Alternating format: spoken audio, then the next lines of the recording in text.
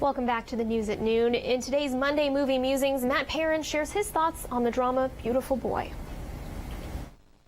Welcome to another Monday. I don't think that there was ever any doubt that The Grinch was going to take the #1 spot at the box office. For me, there was never any doubt that I was going to skip it.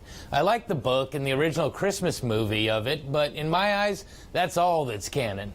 Plus, there were so many other choices this weekend. I wanted to see The Girl in the Spider's Web because I love all the books, but it just didn't work out.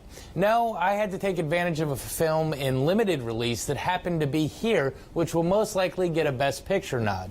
Beautiful Boy is definitely getting some Oscar praise, but does it deserve it? Here's my take on the addiction drama, and at the end, I'll throw in a few thoughts on Overlord as a palate cleanser. Our film begins centering around David Sheff, played by Steve Carell, and his son Nick Sheff, played by Timothée Chalamet. The movie is fractured and takes place over different time periods in their lives. Nick is a promising student with a love of writing and art, but unfortunately, he also has a love of drugs. We see Nick struggling to fill a black hole inside himself, and at the same time, David is struggling to both understand and fix his son. Nick lives with David, who gained custody after a divorce many years ago. We see shots of Nick growing up incredibly close with David, sharing everything from taste in music to everyday stories about life. Unfortunately, as addiction starts to envelop Nick's life, the two find a wedge drawn between them. We see Nick disappearing for days at a time, eventually leading to a stint in rehab. Of course, relapse is a part of the healing process, and Nick takes that to heart, relapsing again and again. We can see what makes Nick Nick, fading away before our very eyes in the desperate attempts of David to grab it and bring it back to him. The drug abuse is tearing father and son apart, but also causing a fracture between David and his second wife and children as well. We see a lost soul that wants to do everything possible to be found, but is locked into his addiction. We also see a father that will stop at nothing to save his son, even if that means accepting that he won't be able to save him. So, what to say about this one? Every year, 3 young adults get let out of their closet in Hollywood to do a movie, and it becomes Oscar bait.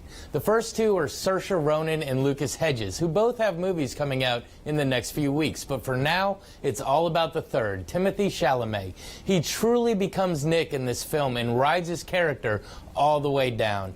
It is just heart-wrenching watching him on this true story of self-destruction.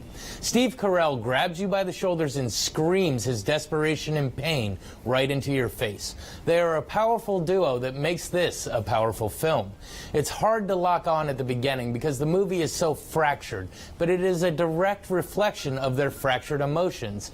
It definitely takes your emotions all the way up just to repeatedly rip the rug right out from under you, causing almost fear as to where this ride is going to end. I definitely think we'll see this film come up again come Oscar time, but it should probably be shown in middle and high schools across the country.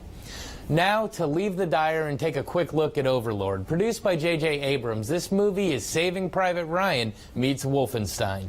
It's a horror film disguised as a war film with supernatural monsters and everything.